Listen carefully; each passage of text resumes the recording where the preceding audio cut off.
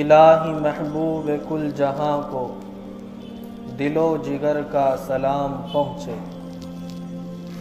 الہی محبوب کل جہاں کو دل و جگر کا سلام پہنچے، نفس نفس کا درود پہنچے، نظر نظر کا سلام پہنچے۔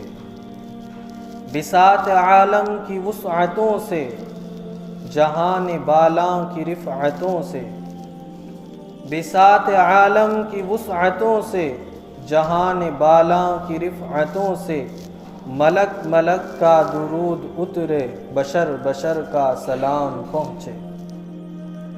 حضور کی شام شام مہکے، حضور کی رات رات جاگے، حضور کی شام شام مہکے، حضور کی رات رات جاگے، ملائکہ کے حسی جلوں میں سحر سحر کا سلام پہنچے۔ یہ التجا ہے کہ روز محشر گناہ گاروں پہ بھی نظر ہو، یہ التجا ہے کہ روز محشر گناہ گاروں پہ بھی نظر ہو، شفیع امت کو ہم غریبوں کی چشم تر کا سلام پہنچے۔ نفیس کی بس دعا یہی ہے، فقیر کی التجا یہی ہے، نفیس کی بس دعا یہی ہے، فقیر کی التجا یہی ہے، سواد طیبہ میں رہنے والوں کو عمر بھر کا سلام پہنچے۔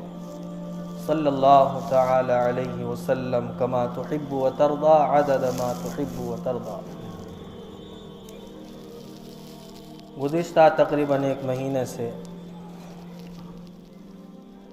تاجدار مدینہ امام الانبیاء جناب محمد رسول اللہ صلی اللہ تعالی علیہ وسلم کی سیرت طیبہ کے مختلف پہلو مختلف انداز سے آپ حضرات کے گوش گزار کیے گئے۔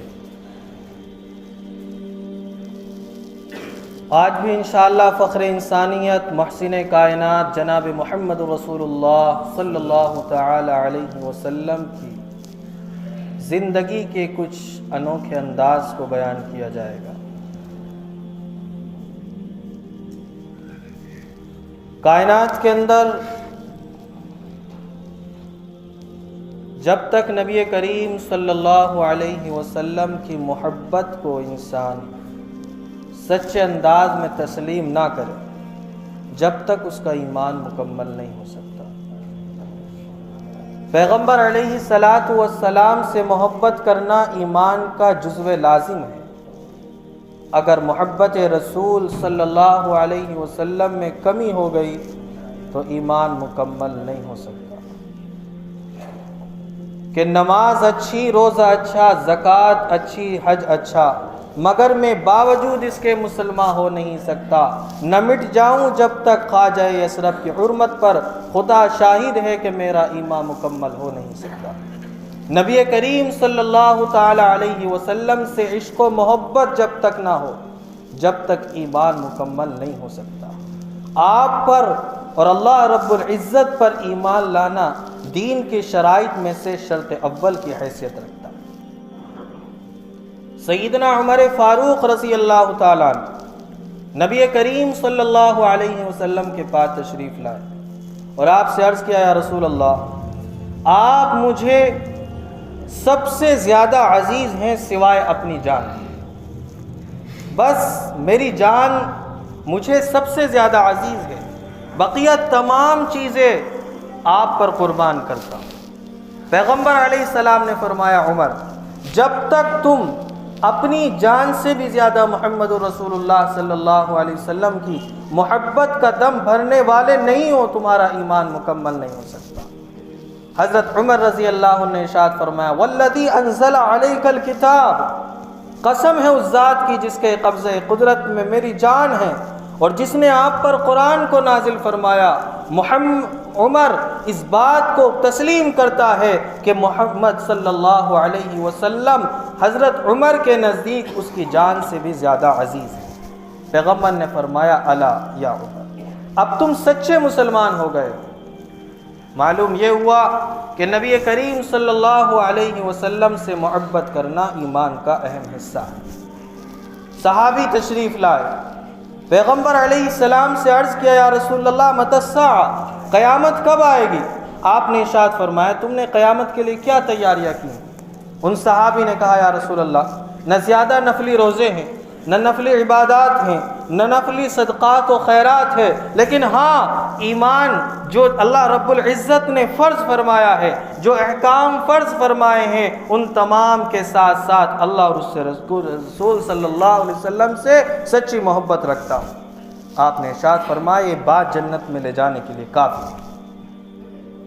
دنیا کے اندر آپ کو وہ مسلمان جو کبھی نماز نہ پڑھتے، جو کبھی زکوٰۃ نہ دیتے ہوں، جو کبھی مسجد کو نہ دیکھتے ہوں، جو دین کے مطابق عمل نہ کرتے ہوں، وہ ادنا سا مسلمان، جو مسلمان اپنی فہرست میں شامل کرنے کے لیے تیار نہ ہو، وہ مسلمان جس کی زندگی دین سے بالکل دوری گزر رہی ہو، وہ مسلمان جو دین سے ناواقف ہو، پیغمبر علیہ السلام کی شان میں گستاخی وہ بھی برداشت نہیں کر سکتا۔ ایک عام مسلمان اس بات کو گوارا نہیں کر سکتا کہ اس کے سامنے نبی کریم صلی اللہ علیہ وسلم کی توہین کی جائے، اگرچہ وہ نماز نہ پڑھتا۔ اللہ رب العزت نے جذبہ عام مسلمانوں کے اندر بھی پیدا فرمایا ہے، تو خاص بڑے بڑے صحابہ کی محبت کا کیا عالم ہوگا۔ انسان کو جان اپنی سب سے زیادہ عزیز ہوتی ہے، اور پیغمبر نے فرمایا لا یؤمن احدکم حتی اکون احب الی من والدہ وولدہ والناس اجمعین۔ پوری دنیا کو پیغام دیا ہے کہ جب تک بیوی بچوں سے زیادہ، خاندان دوست احباب سے زیادہ، رشتہ داروں سے زیادہ جب تک میری محبت تمہارے دل کے اندر نہیں ہوگی، تم ایمان والے مکمل نہیں ہو سکتے۔ آج اس طرح کی باتوں کو کرنا ہم فضول سمجھتے ہیں، جبکہ نبی کریم صلی اللہ تعالی علیہ وسلم نے بذریعہ قرآن، بذریعہ احادیث، بذریعہ وحی دنیا کو اس بات کا پیغام دیا ہے۔ اور دنیا کے اندر ایسے ایسے انسان گزرے ہیں جن کی زندگی غفلت میں گزر رہی تھی، جن کی زندگی شراب نوشی میں گزر رہی تھی، جن کی زندگی دین سے دوری میں گزر رہی تھی، لیکن پیغمبر علیہ السلام کا نام اگر عشق و محبت سے سچائی کے ساتھ انہوں نے ایک مرتبہ بھی لیا ہے تو اللہ رب العزت نے پوری ان کی زندگی کو بدل کر رکھ دیا۔ چاہے آپ شعراء کے اندر دیکھیں یا عام مسلمانوں کے اندر دیکھیں، پڑھے لکھے طبقے کے اندر دیکھیں یا جہلا کے اندر دیکھیں، سب کے اندر یہ مزاج ملتا ہے کہ نبی کریم صلی اللہ علیہ وسلم کی محبت ان کے اندر کوٹ کوٹ کر بھری ہوئی ہے۔ جگر مراد آبادی ایک بہت بڑا شاعر گزرا، کبھی نبی علیہ السلام کی شان میں اس انسان نے نعت نہیں لکھی۔ بہت بڑا شاعر تھا، بڑے بڑے شعراء کا استاذ تھا، کوئی مشاعرہ بڑا ان کی صدارت کے بغیر نہیں ہوا کرتا تھا۔ اور اجمیر جیسی زرخیز زمین کے اندر جب ایک مرتبہ نعتیہ مشاعرہ ہوا، اس کے اندر جگر مراد آبادی کو بلانے کے اندر اختلاف ہوا کہ یہ انسان شراب پیتا ہے۔ کبھی اس نے نعت لکھی نہیں، کبھی پیغمبر علیہ السلام کی مدح کے اندر کچھ اشعار نہیں کرے، بس غزلوں کا بادشاہ ہے۔ آخرکار کسی نہ کسی طریقے سے ان کو بلایا گیا، انہیں احساس ہوا اس چیز کا کہ میں مسلمان ہوں اور اپنے فن کا ماہر ہوں، شعر و ادب کا ادیب ہوں اور بے تحاشا بے تاج بادشاہ ہوں اس فن کا، لیکن اس کے باوجود لوگ مجھے پسند نہیں فرماتے ہیں، میرے اندر اتنی کون سی کمی پیدا ہو گئی ہے۔ ایک مرتبہ احساس ہوا، اور جب اجمیر کی زمین پر آپ پہنچے ہیں اور اسٹیج پر آپ کے نام کو پکارا گیا تو مجمع آپ کو سننے کے لیے تیار نہیں تھا۔ ایک شور برپا ہوا، ایک احتجاج ہوا کہ اس شرابی کو بٹھا دیا جائے۔ یعنی عام مسلمانوں کا جذبہ دیکھو کہ اس شرابی کو بٹھا دیا جائے، ہم اس کی ناپاک زبان سے اپنے نبی کا نام بھی سننا نہیں چاہتے، لیکن جگر نے جو تاریخی الفاظ کہیں، اس نے یہ کہا کہ تم مجھے خاموش کرتے ہو یا اس نعت کو خاموش کرتے ہو جو میں پڑھنے جا رہا ہوں۔ اور پھر ایک پوری مستقل نعت، زندگی کی پہلی نعت آپ نے شروعات کی ہے، ایک رند ہے اور مدحت سلطان مدینہ، ایک بار نظر کرم ہو سلطان مدینہ۔ پورے اشعار اس انداز میں پڑھے ہیں کہ آخر اپنی زندگی سے توبہ فرمائی ہے، شراب چھوڑ دی، ڈاکٹروں نے کہا کہ کچھ تھوڑا بہت استعمال کر لیا کرو، آپ کی صحت خراب ہو جائے گی، بدن کے اندر درد ہونے لگا، لیکن اس انسان نے توبہ کرنے کے بعد شراب کو ہاتھ تک نہیں لگایا اور اپنی زندگی کو بدلا، اپنے چہرے پر داڑھی کو سجایا، سنتی لباس کے اندر رہا، دور دور سے، چونکہ ایک بہت بڑا نام تھا مشاعرے کا، ایک بہت بڑا نام تھا شعراء کے اندر، بڑے بڑے لوگ ان کو دیکھنے آیا کرتے تھے۔ آخری زندگی پیغمبر علیہ الصلوۃ والسلام کے عشق میں ڈوب کر گزاری ہے اس انسان نے، جس نے پوری زندگی شراب پی، پوری زندگی نماز نہیں پڑھی، پوری زندگی دین کو نہیں سمجھا، لیکن آخری لمحات میں اپنی زندگی کا احساس ہوا، اور جب لوگ دیکھنے کے لیے آنے لگے تو جگر صاحب اپنے بارے میں فرمایا کرتے تھے، چلو چل کے دیکھیں تماشا جگر کا، سنا ہے کہ کافر مسلمان ہوا ہے۔ تو اللہ رب العزت نے جہالت کے اندر بھی رہتے ہوئے نبی کریم صلی اللہ علیہ وسلم سے سچی محبت کرنے والوں کو ہمیشہ دنیا کے اندر اونچا مقام عطا فرمایا۔ اس لیے ہم سب کے لیے ضروری ہے کہ پیغمبر علیہ الصلوۃ والسلام کی دل سے سچی محبت کریں۔ آپ کی محبت کے انداز میں سے ایک اہم ادب یہ ہے کہ پیغمبر علیہ الصلوۃ والسلام کی شان کے اندر اگر کوئی نازیبا الفاظ کہتا ہے تو جہاں تک ہو سکے اس کا دفاع کرنا سنت ہے، اس کا دفاع کرنا، دندان شکن اس کو جواب دینا، یہ پیغمبر کی سنت ہے۔ اور یہ دور صحابہ کے اندر بھی نبی علیہ السلام نے حضرت حسان بن ثابت کو جب کفار مکہ نے آپ کی توہین شروع کی، اور جب کفار مکہ نے آپ کو نازیبا الفاظ سے پکارا اور نبی کی شان میں گستاخیاں کرنے لگے، تو اپنے شاعر خاص حضرت حسان بن ثابت کو نبی علیہ السلام نے اس کام پر مقرر فرمایا تھا کہ ہمارا دفاع کرو، جو ہماری شان میں گستاخی کرتے ہیں انہیں جواب دو شریعت کے اندر رہتے ہوئے۔ تو پہلے زمانے کے اندر بادشاہ بھی ایسے ہوا کرتے۔ تو میں عرض کر رہا تھا کہ عام مسلمانوں کے اندر جو نماز نہ بھی پڑھتے ہوں، مسجد کے اندر نہ بھی آتے ہوں، یہ جذبہ کوٹ کوٹ کر بھرا ہوا ہوتا ہے کہ نبی کریم صلی اللہ علیہ وسلم کی شان کے اندر کوئی غلط بات نہیں سن سکتا نا انشاءاللہ۔ ہاں، اس لیے کہ یہ ہونا بھی چاہیے۔ آخر پیغمبر علیہ السلام کے ہم پر بہت سارے احسانات ہیں، لیکن ہم سوچیں کہ اس کام کو کرنے کے لیے ایک بہت بڑا دیندار ہونا ضروری ہے، ایک بہت بڑا عالم ہونا ضروری ہے، ایسا کچھ نہیں، سچی محبت کا ہونا ضروری ہے۔ جس دن، جس وقت، جس گھڑی ہمارے اندر سچی محبت نبی علیہ الصلوۃ والسلام سے پیدا ہو گئی، اگر وقت کا بادشاہ بھی ہوگا اللہ رب العزت اس کو بھی نوازیں گے، وقت کا فقیر ہوگا اللہ رب العزت اس کو بھی نوازیں گے۔